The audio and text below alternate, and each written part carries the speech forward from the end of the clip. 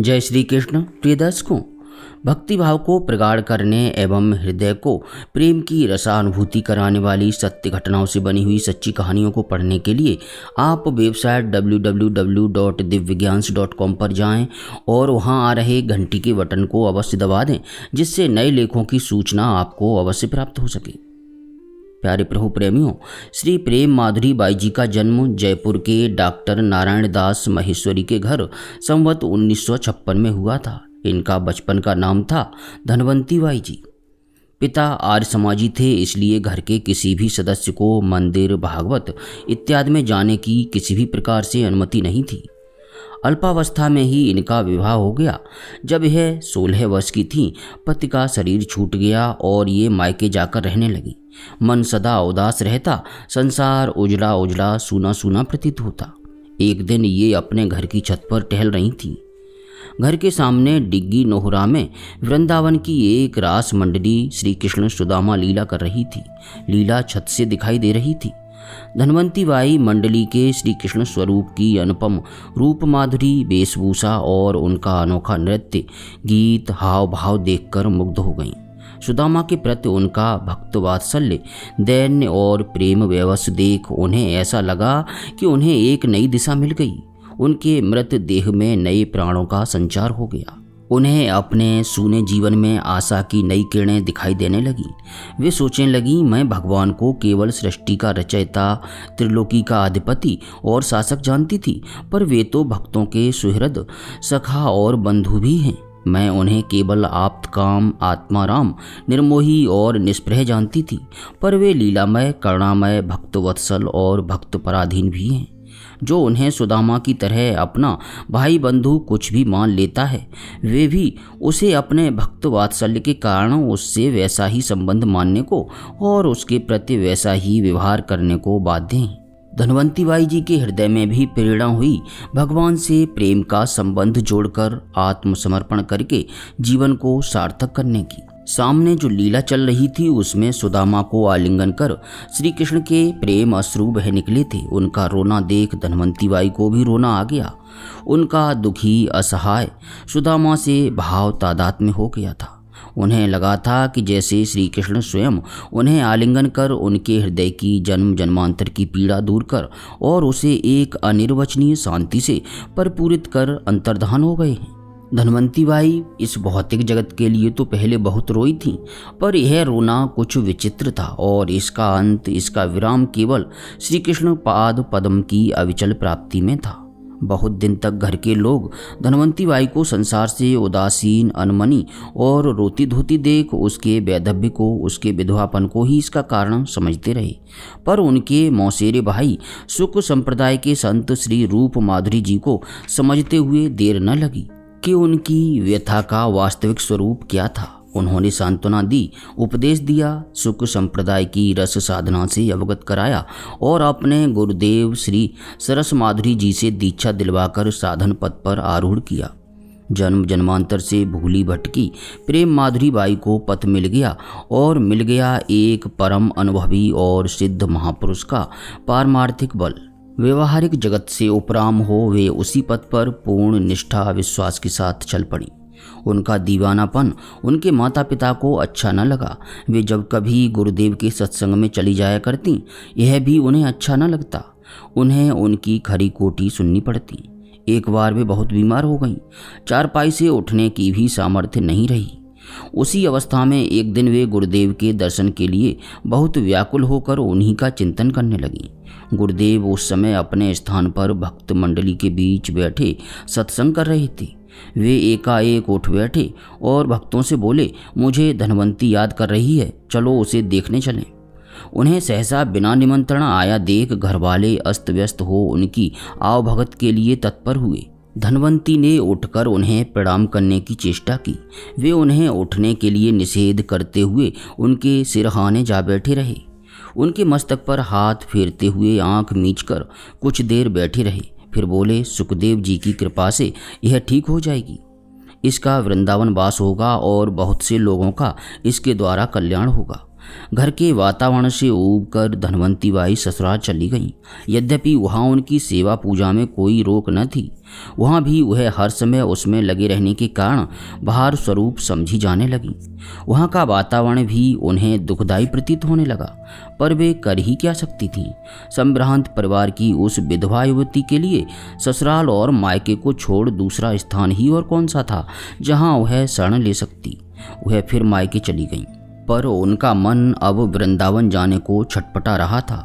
एक दिन उन्होंने देखा कि उनके घर के सामने से पुलिस 2 युवक युवतियों को पकड़कर ले जा रही है, जो अवैध रूप से एक दूसरे के साथ रहने के दोषी पाए गए थे।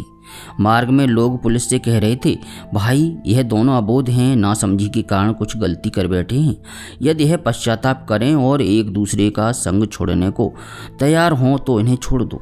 पर वे दोनों कह रहे थे, पुलिस हमें छोड़े या न छोड़े, जेल में ठूंसे या फांसी दे, हम एक दूसरे को नहीं छोड़ सकते। हमने प्रेम किया है, खिलवाड़ नहीं। धनवंती बाई जी को उस युवती से प्रेरणा मिली। वे सोचने लगी, यदि एक युवती एक साधारण पुरुष के प्रेम पर अपना तनमन न्यौछावर कर सकती है, लोक लाज को तिलांजलि दे सकती है और निर्भयतापूर्वक शासन तक को चुनौती दे सकती है, तो मैं अपने प्रभु के लिए क्या ऐसा नहीं कर सकती। उन्होंने संसार को तिलांजलि दे वृंदावन जाने का निश्चय कर लिया। एक बार वे वृंदावन दर्शन करने के बहाने वहां गईं और वहीं रह गईं। जुगल घाट पर मुकुट वालों के मकान में रहकर भजन करने लगीं। श्री रूप माधुरी जी पहले से ही वृंदावन पहुंच चुके थे और वैराग्य वेश ग्रहण कर जुगल घाट पर रह रहे थे। उन्हीं से कुछ दिन बाद उन्होंने भी वेश ले लिया। नाम हुआ श्री प्रेम माधुरी बाई। प्रेम माधुरी बाई जी ने वृंदावन आने से पूर्व वृंदावन में अपने निर्वाह के लिए कोई व्यवस्था नहीं की थी। वे अपने साथ भी कुछ नहीं लाई थीं। उनके विधवा होने के बाद उनकी ननद ने सोने की चूड़ियाँ उन्हें पहना दी थीं। पूर्व आश्रम की, पूर्व के घर की उस स्मृति को भी वे अपने पास क्यों रखती। उन्होंने उन्हें बेचकर वैष्णव सेवा के किसी कार्य में लगा देने का निश्चय किया। वृंदावन में उनके गुरु भाई और गुरु बहनें अक्सर आया करते थे। उनके ठहरने के लिए कोई उपयुक्त स्थान नहीं था। उन्होंने चूड़ियाँ बेचकर एक जमीन दुसावल मोहल्ले में खरीदी। दूसरे लोगों ने उस पर एक एक करके कई कमरे बनवा दिए। वही स्थान आज सुख भवन के नाम से प्रसिद्ध है और वृंदावन में सुख संप्रदाय का प्रमुख स्थान माना जाता है। वहीं पर एक कमरे में वे स्वयं भी रहने लगी। इस प्रकार उनके रहने की तो व्यवस्था हो गई, पर जीविका निर्वाह के लिए कोई निश्चित व्यवस्था नहीं थी। प्रिय भक्तों, उनके बहनोई मुंशी नानक राम जौहर जयपुर स्टेट में मंत्री थे। उन्होंने घर की संपत्ति में से उनका अपना हिस्सा दिलवाकर उनकी जीविका का प्रबंध करवा देने की बात कही, तो उन्होंने उसे स्वीकार नहीं किया, अस्वीकार कर दिया। जब संसार छोड़ ही दिया तो फिर सहारे के लिए उसकी ओर क्या ताकना। वे जिनके भरोसे वृंदावन आई थीं, उनकी कृपा पर उन्हें पूर्ण विश्वास था। उन्होंने कभी उन्हें भूखा नहीं रहने दिया था। प्रेम माधुरी बाई नित्य यमुना स्नान करती, अपने हाथ से चक्की पीसती और बड़ी शुचिता से रसोई तैयार कर ठाकुर जी का भोग लगाती। उनके गुरु भाई मास्टर मूलचंद जी भी वृंदावन में रहकर भजन किया करते। वे बाई जी से बहुत प्रभावित थे। बाई जी ने उन्हें भी वेश ले लेने का परामर्श दिया। उन्होंने कहा, मैं वेश लूँगा तो आपसे ही, अन्य किसी से भी नहीं। दैन्य की मूर्ति बाई जी तो किसी को दीक्षा या वेश देती नहीं थी। उन्होंने उनसे भी वेश देने को मना कर दिया, पर स्वप्न में श्री सरस माधुरी जी ने उन्हें आज्ञा दी, तब विवश होकर उन्हें वेश देना पड़ा। उनका नाम रखा श्रीमती शरण जी। श्रीमती शरण जी को वेश देने के पश्चात जब उन्होंने उन्हें पीले वस्त्रों में देखा तो उन्हें उनके स्वरूप में श्री श्यामा चरण दास जी के साक्षात दर्शन हुए। यह उनके भाव के अनुकूल ही था। गुरुदेव में उनका अनन्य भाव था। वे प्राणी मात्र में गुरुदेव का अधिष्ठान जान उसे अपना पूज्य समझती थी। उस दृष्टि से शिष्य होने के पश्चात भी अन्य प्राणियों की भांति श्रीमती शरण जी भी उनके पूज्य रहे। प्रेम माधुरी बाई जी को एक बार सुखदेव जी ने साक्षात दर्शन दिए। वे श्रीमती शरण जी और सुख संप्रदाय के अन्य लोगों को साथ लेकर सुखताल दर्शन करने गई थीं, जहां श्री सुखदेव जी ने श्री श्यामाचरण दास महाराज को दर्शन देकर दीक्षा दी थी।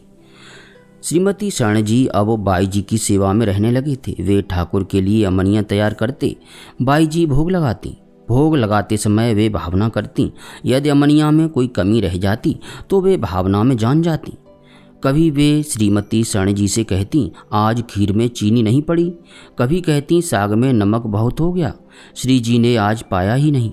भोग लगने के पश्चात जब प्रसाद चखा जाता तो वैसा ही निकलता जैसा वे बताती। कभी कभी भोग लगाते लगाते ही वे किसी त्रुटि का अनुभव करती तो फिर से अमनियाँ बनाने को कहती। उन्होंने वृंदावन आने पर एक बार गोपाल मंत्र का विधि पूर्वक अनुष्ठान किया था। तभी से उनका भावना में अभिनिवेश बढ़ गया था और उन्हें इस प्रकार के अनुभव होने लगे थे। प्रिय भक्तों, आध्यात्मिक जगत की दुनिया बिल्कुल अलग हुआ करती है। यहाँ पर भक्तों संतों को एक दूसरे से संपर्क करने के लिए टेलीफोन या वायरलेस की आवश्यकता नहीं होती। वे तो बिना किसी उपकरण के मन से ही संपर्क कर लेते हैं। वृंदावन के सख्यरस सिद्ध संत श्री ग्वारिया बाबा को प्रेम माधुरी बाई का पता चला और वे उनके पास आने लगे। एक बार प्रेम माधुरी बाई द्वारा आयोजित शरद पूर्णिमा के उत्सव में वे पधारे। उस समय भोग की सामग्री ठाकुर के सामने रखी जा रही थी। भोग अभी लगा नहीं था। उन्होंने थाल में से एक लड्डू उठाकर मुँह में रख लिया और ठाकुर को लगे अंगूठा दिखाने और चल दिए। सिद्ध श्री गौरांगदास बाबा भी उनसे बहुत स्नेह करते। वे उनकी कथा में बराबर जाया करती। कभी कभी श्री गौरांगदास बाबा जी की कथा सुख भवन में भी होती। वहाँ आंगन में एक नीम का वृक्ष था जिसके नीचे बैठकर वे कथा कहते। उनकी कथा में एक अपूर्व अप्राकृत रस की वर्षा होती जिसमें श्रोता सराबोर हुए बिना नहीं रहते। मनुष्यों की तो कौन कहे, स्थावर जंगम भी उसे सुनने के लिए लालायित रहते थे। दाऊद जी की बगीची में पंडित राम कृष्णदास बाबा के सानिध्य में उनकी कथा में नित्य एक अजगर कथा के ठीक प्रारंभ होने के समय आ जाता और कथा के समाप्त होने के बाद ही वहाँ से जाता। उसी प्रकार सुख भवन में उनकी कथा में नित्य एक मोर आया करता। कथा के मंगलाचरण के समय वह वक्ता और श्रोताओं की परिक्रमा करता। जो लोग दीवार से पीठ लगाकर बैठे होते उनसे बाबा को थोड़ा आगे सरक कर बैठने को कहना पड़ता जिससे वह परिक्रमा कर सके। परिक्रमा पूर्ण करने के पश्चात वह बाबा के मुख के सामने जो दीवार थी उस पर जाकर बैठकर कथा को श्रवण करता। एक बार बाबा सुख भवन में वृंदावन महिमा अमृत की कथा कह रहे थे। होली के कारण कुछ दिनों के लिए कथा को विश्राम देना पड़ा। उस समय बाई जी की छोटी बहन विद्यावती और बड़ी बहन की लड़की दयाबाई उनके पास ठहरी हुई थी। उन्हें और श्रीमती शरण को साथ लेकर वे गिरिराज की परिक्रमा मार्ग पर जतिपुरा में कुछ देर एक व्रजवासी के घर रुकी। वहाँ के व्रजवासियों में प्रथा है कि होली से पूर्व वहाँ के सभी घरों के व्रजवासी एकत्रित होकर गिरिराज की तलहटी में जाते हैं। वहाँ समाज गान करते हैं। उसके पश्चात गिरिराज को होली खेलने का निमंत्रण देकर घर लौट आते हैं। उस दिन जब यह लोग वहां पहुंचे तब भी वे गिरिराज की तलहटी में जाने को प्रस्तुत थे। ये भी उनके साथ हो लिए और समाजगान के पश्चात गिरिराज जी को निमंत्रण देकर सब घर लौट आए। लौटते समय प्रेम माधुरी बाई जी ने कहा, चलो इस बहाने गिरिराज जी के दर्शन हो गए। कोई गिरिराज होली खेलने थोड़ा ही आते हैं। थोड़ी देर बाद यह लोग परिक्रमा मार्ग पर आगे चल दिए। कुछ दूर जाकर बाई जी ने देखा कि एक 7-8 वर्ष का बालक मोर मुकुट, पीताम्बर और बहुमूल्य आभूषण धारण किए हुए हाथ में छड़ी लिए विपरीत दिशा में चला जा रहा है। उसकी चमचमाती हुई जरी की पोशाक और हीरे मोती के गहनों पर निगाह टिक ही नहीं रही है। वे बोली, देखो यह किसका बालक है? इतने बहुमूल्य आभूषण धारण किए अकेला यहाँ विचर रहा है। कोई इसका अनिष्ट न कर दे। साथियों ने कहा, कहाँ, हमें तो कोई नहीं दिख रहा। इस पर बाई जी बोली, अभी अभी तो हमारे पास से निकल कर गया है। वे उसकी पोशाक और आभूषणों का वर्णन करने लगी।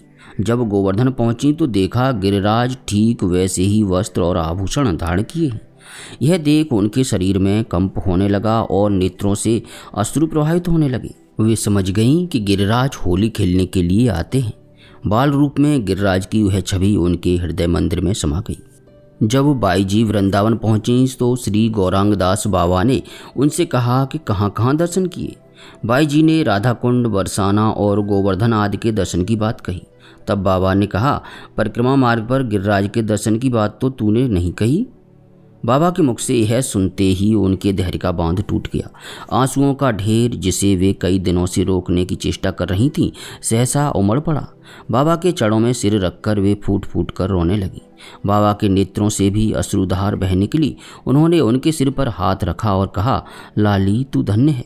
अब प्रेम माधुरी बाई ने सोचा कि प्रेम सरोवर का एकांत और रमणीक वातावरण सहचरी भाव की मानसिक सेवा के लिए अधिक उपयुक्त होगा।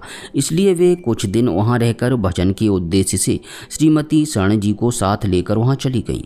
रामगढ़ के श्री नारायण प्रसाद पोद्दार के आग्रह से उनके गोपाल जी के मंदिर के सामने वाले हिस्से में ठहरी। वहाँ का परिवेश उन्हें अपने भजन के बहुत अनुकूल प्रतीत हुआ। वे 11 वर्ष तक वहीं रहकर भजन करती रहीं। उस समय श्री प्रिया शरण बाबा वहाँ रहते थे, उनका सत्संग भी वे करती। अब उन्हें श्री जी की दिव्य लीलाओं की कभी कभी छटा दिखने लगी। एक बार प्रातः जब वे प्रेम सरोवर पर स्नान करने गईं, उन्होंने देखा कि सरोवर के उस पार दिव्य प्रकाश हो रहा है और मोर नृत्य कर रहा है। वे श्रीमती शरण जी को लेकर उस पार गईं तो कुछ नहीं। रात्रि में सरोवर के निकट वैसा ही प्रकाश उन्हें एक बार पुनः दिखाई पड़ा। सुंदर राग के साथ रास नृत्य की सी आवाज़ भी सुनाई पड़ी, पर दिखाई उन्हें कुछ भी नहीं दिया। वे उनके अन्वेषण में देर रात जंगल में भटकती रहीं, फिर भी दिखा कुछ नहीं। वे राधा रानी जी के प्रति आक्षेप करती हुई दुख प्रकट करने लगी। स्वामिनी, जब इतनी कृपा करती हो तो दिखाई क्यों नहीं देती? तुम्हें क्या अच्छी लगती है आंख में चौनी? तुम क्या नहीं जानती इससे मेरे ऊपर क्या बीतती है? इस प्रकार आक्षेप सहित रोदन करते हुए उन्हें सारी रात व्यतीत हो गई। प्रातःकाल एक बालिका ने उनके निकट आकर उन्हें पीलू के फल देते हुए कहा, देखो ये कैसे मीठे हैं। फल देकर वह जाने लगी और देखते देखते ही अंतर्धान हो गई। इस प्रकार छद्म में राधा रानी जी की कृपा प्राप्त कर वे कृतकृत्य हो गईं। 11 वर्ष पश्चात वे पुनः गुरु भाई बहनों के आग्रह से वृंदावन में सुख भवन में जाकर रहने लगी। जाते ही उन्होंने श्रीमद् भागवत सप्ताह का आयोजन किया। पाठ के अंतिम दिन लगभग 100 वैष्णवों को जिमाने की व्यवस्था की। भोग लगाते लगाते 100 वैष्णव नंदग्राम, बरसाना और जयपुर से और आ पहुँचे। श्रीमती शरण जी घबराए हुए उनके पास जाकर बोले, अब क्या होगा? प्रसाद थोड़ा है और खाने वाले बहुत हैं। उन्होंने डांटते हुए कहा, तुम्हारी जड़ बुद्धि अभी तक नहीं गई। भगवत प्रसाद भगवान की तरह ही चिन्मय और विभु है, चिंता क्या करना। सचमुच सभी लोगों ने भरपेट प्रसाद पाया, फिर भी कुछ बचा ही रहा। संवत 2033 अश्विन मास में वे कुछ अस्वस्थ हुई।